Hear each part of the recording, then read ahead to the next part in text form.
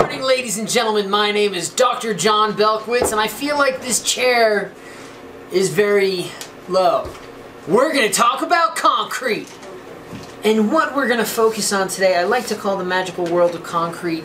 It's ASR, what type of colloidal silica should be used. Now, to start off, I wanted to get into the definition of ASR, but we've got a whole bunch of videos on that, and I think Haley's going to throw some links below, so catch up on the definition of ASR, and if you have the time, Haley's also going to put the link in for my PhD, and I tell you, it reads not like poetry, more like an adventure, like Huck Finn.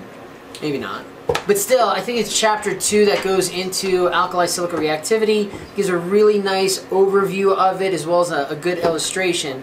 So I'm not going to go into that, but the basic premise is we've got alkali silica reactivity, you know, the STD of the concrete industry, and we've got it in mixes that have just Portland cement, and then we have mixes where we have Portland cement and a combination of supplementary cementitious materials. So that's really how I'm going to split it up today, because we deal with both in the industry. Sometimes we have access to either good SCMs or bad SCMs or just SCMs in general, and sometimes we don't in our industry in the continental United States as well as over the big blue planet.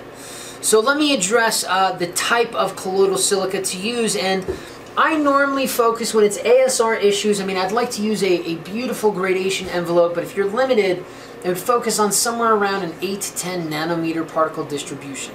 Now, that doesn't mean it has to be 8 to 10. It could be 9 to 11, it could be 7 to 8, 7 to 9, 12 to 15, but staying around that window, whether you're using a sodium oxide stabilizer or aluminum modified that has a little bit of sodium oxide stabilization to it, that really depends on how aggressive your ASR is, the types of cementitious you have, but really staying with that particle range from 4 to 12 ounces per hundredweight. When I say that, that's a barn door of a dosage rate there, dosage range. 12 ounces per hundredweight is when you're going closer to 12 ounces per hundredweight. That's when you're using a straight cement mix, and 4 ounces per hundredweight, when you're getting closer to that, that's when you're using other SCMs or supplementary cementitious materials. And you know, if somebody calls me up tomorrow from, let's say, New Jersey or Canada, you know, Vancouver, and they say, you know, I have this mix, what should I use? I'll give them a good starting point. But good concrete practices dictate that we use some type of, you know, predetermined method to establish what a good dosage rate is, whether that's 1260, ASTMC 1260, 1567, 1293, or the British standards. That's really, you know, your poison, what you feel comfortable with when you used in the past. Because going into it blindly, I mean, ASR normally doesn't manifest overnight. It takes time. You don't want to leave it up for guesswork. So definitely using the 4 to 12 ounces per hundredweight as a range, but identifying what you need based on your own testing with your own materials is imperative. Now, let me wrap it up with a few other things that you need to be cognizant of.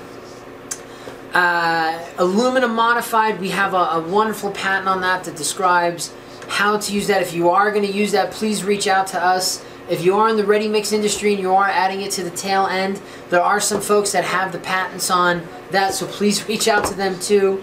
And you know, those patents are there for a reason. A lot of work went into identifying what is the best measure for using this technology and the application of it, how to use it the right way. And hey, listen, if you can figure out your own way, bless, but a lot of work that was put into it figured out the wrong ways of doing it as well as the right ways. And some of those include, for aggressive ASR, using low alkali cement, supplementary cementitious materials, using an aluminum modified is the best direction, making sure your water cementitious ratio is above a 0.35, 0.32 is really the minimum, but I'm always comfortable around a 0.35 on the water cementitious ratio.